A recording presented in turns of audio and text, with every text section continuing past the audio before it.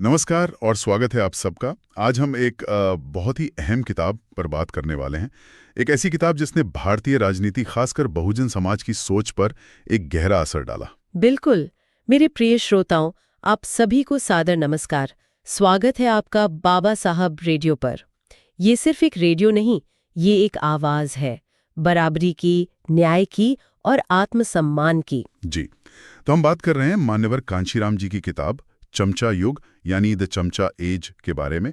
आज हम इसी पर गहराई से चर्चा करेंगे, समझने की कोशिश करेंगे कि ये किताब क्या है, क्यों लिखी गई और आज भी ये क्यों मायने रखती है। बिल्कुल।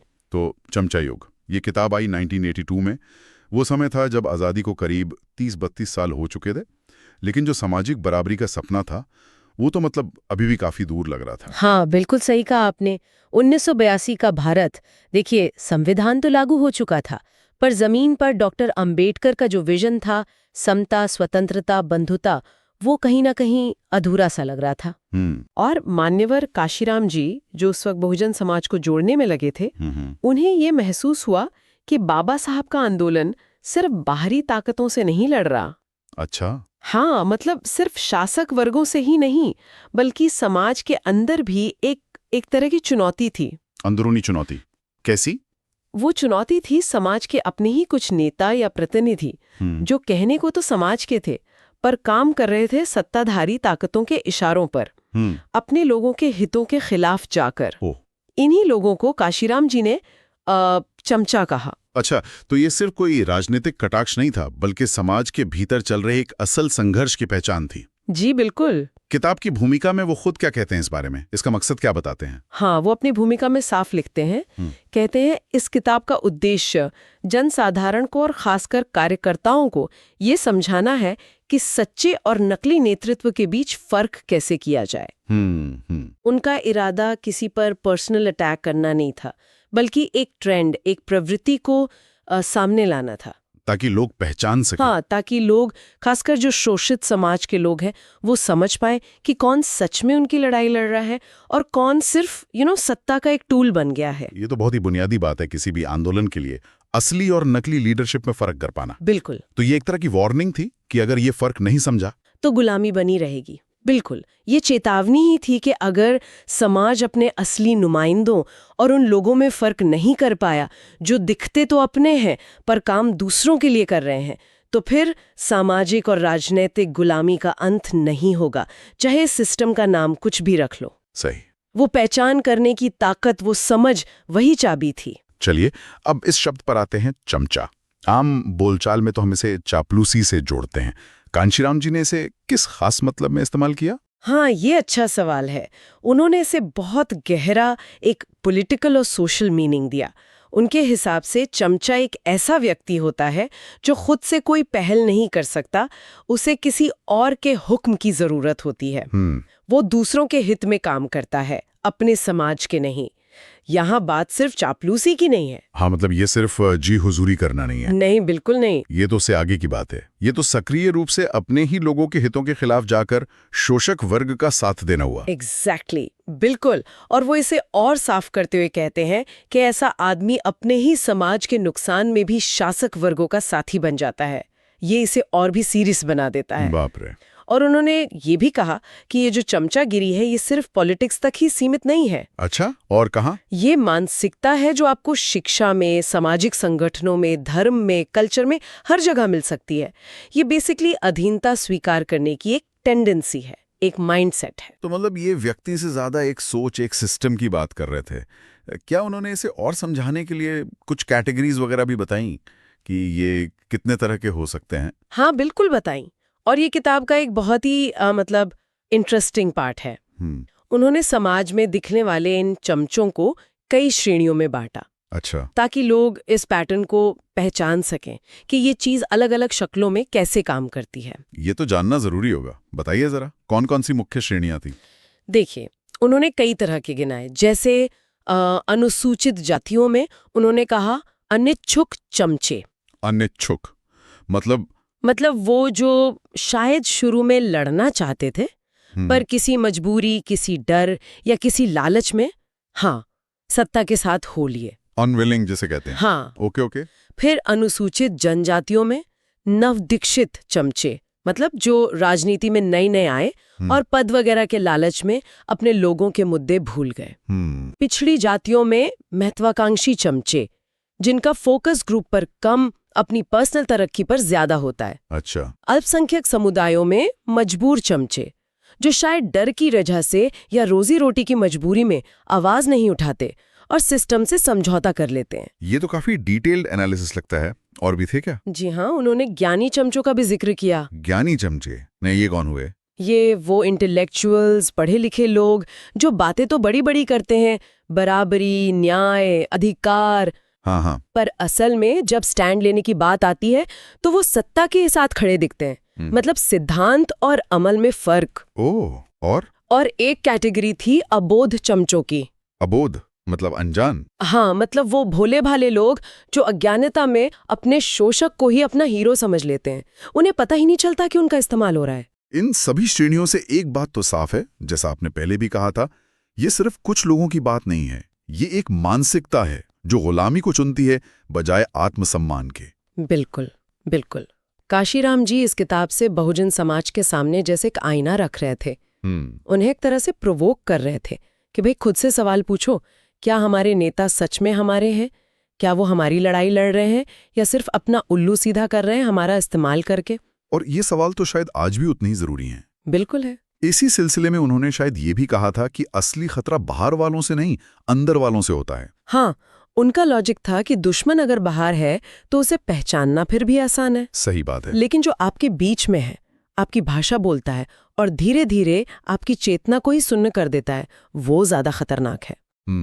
ऐसे लीडर तैयार करते हैं या चुन लेते हैं जो दिखते तो उन कम्युनिटी के हैं पर असल में एजेंडा सत्ता का ही चलाते हैं। तो क्या इसी को उन्होंने चमचा संस्कृति का, एक कल्चर जो किसी भी मूवमेंट की एनर्जी को अंदर से खा जाता है? हाँ, निश्चित रूप से।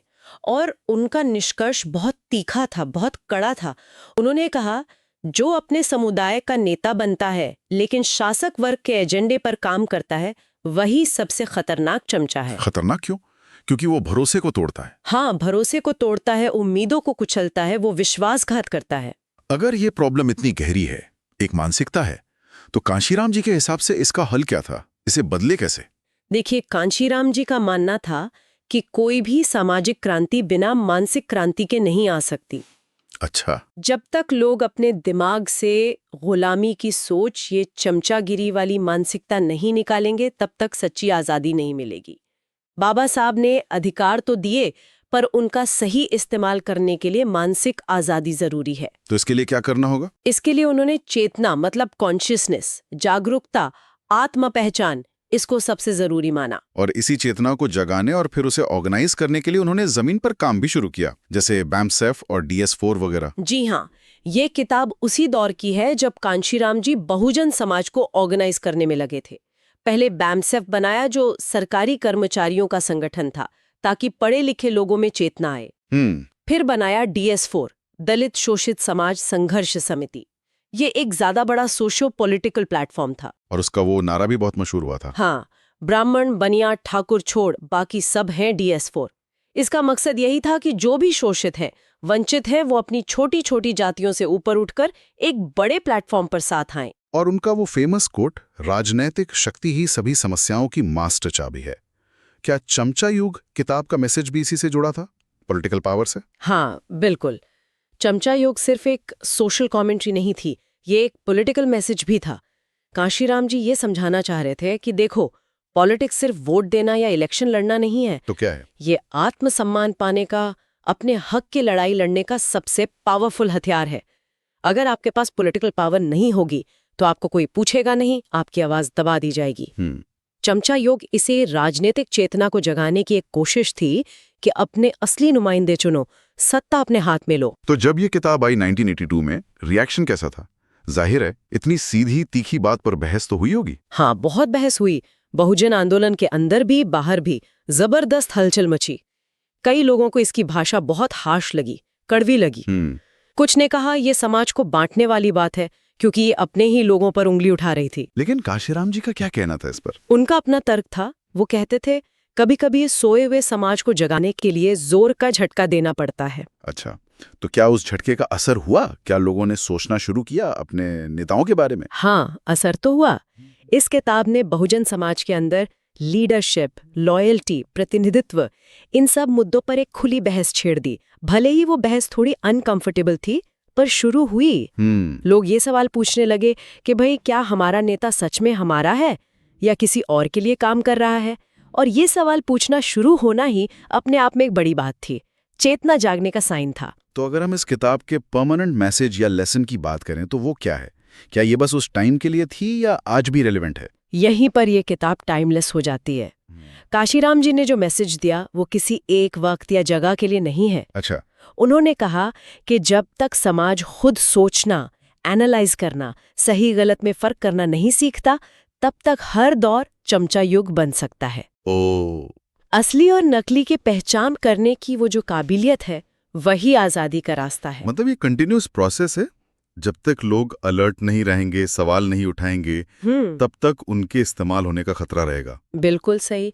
इसीलिए कांशीराम जी ने 3 चीजों पर सबसे ज्यादा जोर दिया: ज्ञान, संगठन और सत्ता। ज्ञान, संगठन और सत्ता। हाँ, उनका फॉर्मूला था बिना चेतना यानी ज्ञान के संगठन नहीं बनता, बिना संगठन के सत्ता नहीं मिलती और बिना सत्ता के सम्मान नहीं मिलता। ये तीनों जुड़े हुए हैं। चेतना आएगी तो लोग जुड़ेंगे, संगठन बनेगा, संगठन बनेगा तो राजनीतिक ताकत, सत्ता मिलेगी और सत्ता से ही समाज में बराबरी और इज्जत, सम्मान मिलेगी। तो अगर हम समराइज करें तो चमचा युग सिर्फ एक किताब नहीं है, ये एक चेतावनी है, एक आईना है और शायद एक मोटिवेशन भी है। हाँ, चेतावनी है कि भाई सावधान रहो, नहीं तो इतिहास दोहराएगा और हम फिर किसी के मोहरे बन जाएंगे। और आईना?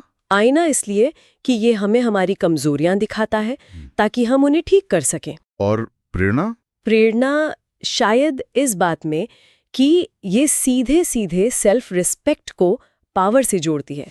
कांशीराम जी का वो कहना, जिस समाज का शासन नहीं उसका सम्मान नहीं, ये बहुत पावरफुल आइडिया है। हाँ, ये बात तो है। और यही उनके पूरे जीवन के मिशन का कोर था कि बहुजन समाज सिर्फ वोटर ना रहे बल्कि खुद रूलिंग क्लास बने, अपनी पॉलिसी खुद बनाए, अपना फ्यूचर खुद तय करे। तो मतलब हम ये कह सकते हैं कि मान्यवर कांशीराम आज नहीं हैं, पर चमचा युग में उन्होंने जो सवाल उठाए, जो चिंताएं जाहिर की, वो आज भी उतनी ही मौजू हैं। बिल्कुल।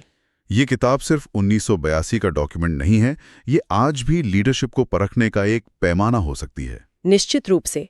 जब तक समाज अपने सच्चे नुमाइंदों और सत्ता के दलालों में फर्क करना नहीं सीखेगा, तब तक वो अपने हक और सम्मान की लड़ाई पूरी तरह नहीं जीत पाएगा। जिस दिन समाज ने ये फर्क करना सीख लिया और अपने नेताओं को अकाउंटेबल बनाना सीख लिया, शायद उसी दिन वो सही मायनों में अपनी हिस्ट्री लिखेगा। यही इस किताब का सबसे बड़ा और परमानेंट लेसन है। वाकई ये बहुत ही सोचने पर मजबूर करने वाली चर्चा रही। मान्यवर कांशीराम की चमचा युग हमें आज भी लीडरशिप, चेतना, सोशल जस्टिस और सेल्फ रेस्पेक्ट के संघर्षों पर गहराई से सोचने को मजबूर करती है।